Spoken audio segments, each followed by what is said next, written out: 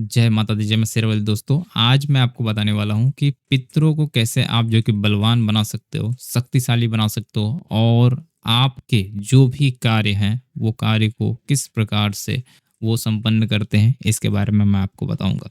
मैं यहाँ पे ये भी बताऊँगा किस तरीके से आप जो है कि घर में हवन इत्यादि कर सकते हो, क्या-क्या विधि होती है, किस तरीके से आप जब अपने इष्ट की पूजा करते हो, इष्ट की पूजा हवन इत्यादि आप करते हो, तो उस हवन के माध्यम से, उस मंत्र जाप के माध्यम से, उस साधना के माध्यम से, उस पूजा के माध्यम से आप किस प्रकार से अपने पितरों को भी जो है कि और ज़्यादा अधिक शक्तिशाली बना सकते हो। देखिए, सबसे पहले हमें समझना होगा कि पितृ क्या है और ये अगर नाराज़ होते हैं तो क्या चीज़ें करते हैं और ये प्रसन्न होते हैं तो क्या चीज़ें होती है। सबसे ज़रूरी होता है कि ये समझना कि पितृ जब नाराज़ होते हैं तो आपके घर में तरह-तरह की बीमारियाँ पैदा करते हैं, तरह-तरह के कलेश पैदा करते हैं, आपस में झगड़े होते हैं और आपके आस-पास में जो भी जितने भी लोग हैं, उनसे भी झगड़े होते हैं।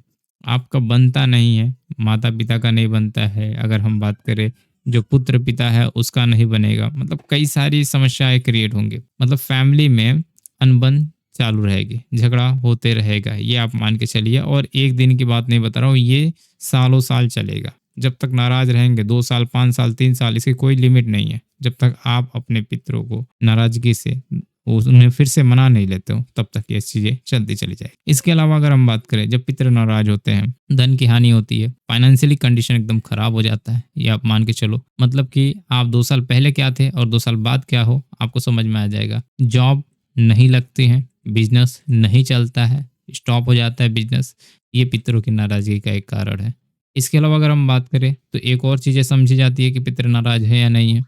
जो आपकी गाड़ी है, घर में जो भी गाड़ी होगी, व्हीकल्स होगी, वो जो है कि बार-बार खराब हो जाती है, बार-बार। यानी कि महीने में 2-3 बार, 4 बार रिपेयरिंग करना पड़ता है या फिर महीने में 1 बार 100% खराब होती है, ठीक है? मतलब बार-बार ज़्यादातर और इतनी बुरी तरह से खराब होगी कि उसके अंदर 1000, 2000, 5000 लगेगा। इसके अलावा शारीरिक समस्याएँ बनती है। घर में किसी एक को निरंतर बीमारी बनेगी या फिर किसी एक को निरंतर अगर हम बात करें सवारियाँ खेलेगी उनके ऊपर, प्रेत बाधा के रूप में, भूत बाधा के रूप में या फिर जो भी आप उसको कह लें, ठीक है?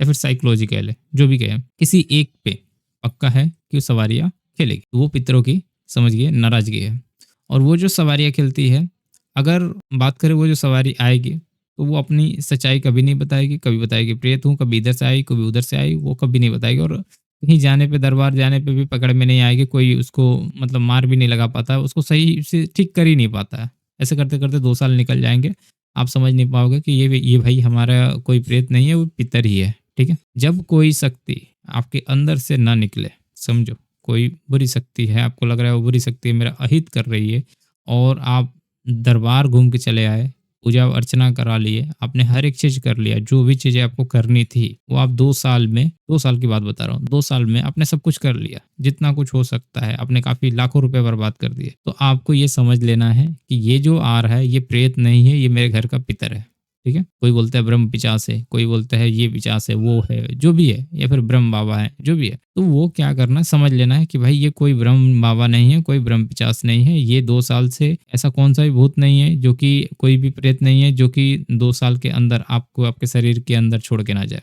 2 साल अगर लगातार आप जो है कि ब्रह्मचर्य का पालन कर रहे हो, लगातार पूजा अर्चना कर रहे हो, सारी चीज़ें कर रहे हो जो विधि अपनानी चाहिए थी, तो ऐसा कोई भी प्रेत नहीं है कि जो छोड़ के नहीं जाता, चले जाते हैं। तो अगर नहीं जाता है, तो समझो कि वो आपके घर के पितृ हैं, जो कि नाराज़ हैं, जिसकी वजह से आपको ये प्रॉब्लम। और पितरों को पहचाना कैसे जाए कि जो सवारियाँ बन के आती है, पितरों को कैसे पहचाना जाए, ये भी समझने वाली बात है।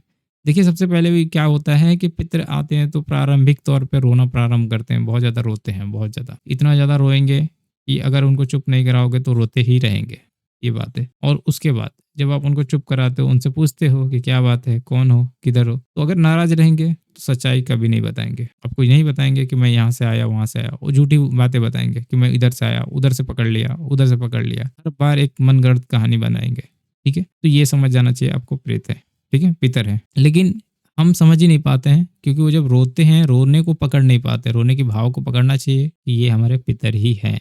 ठीक है? और नाराज़ रहते हैं, सच्चाई कभी नहीं बताते हैं, आपको परेशान करेंगे, दर-दर भटकाएँगे। तो आपको पहले ही अपनी कुंडली को चेक कराना चाहिए कि आपकी कुंडली में पितृदोष है या फिर नहीं है। आपको अगर नहीं कुंडली में चेक कराना है तो आप आसानी से एक चीज़ से और भी आइडेंटिफाई कर सकते हो कि पितृदोष है या नहीं है। कि आपको क्या करना है कि आपको ये अंदाज़ा लगाना है कि आपने जो है कि श्राद्ध वगैरह निकाला है या नहीं निकाला है। आपने 1, 2, 3 श्राद्ध मिस तो नहीं किया, ऐसा जो पितृपक्ष आता है वो मिस तो नहीं किया, तो ये इंपॉर्टेंट है। अगर आपने मिस किया है, 2-3 पितृपक्ष छोड़ दिया आपने, तो समझ लीजिए कि पितर आपके नाराज हो चुके हैं। तो ये क्या करते हैं कि जब नाराजगी होती है तो आपको जो आपके जितने भी बने बनाए चीज़ें होती है, जो आप इतना मेहनत से बनाए होते हो, या फिर अगर हम बात करें ये इनकी ही बदौलत बनती है सब कुछ, धन दौलत हो गया या फिर कुछ भी हो गया, पितर की बदौलत ही बनती है। जब ये खुश रहते हैं सब सारी चीज़ें देते हैं, लेकिन जब नाराज हो जाते हैं तो सब कुछ ज़ीरो पे लाने के लिए समेट देते हैं।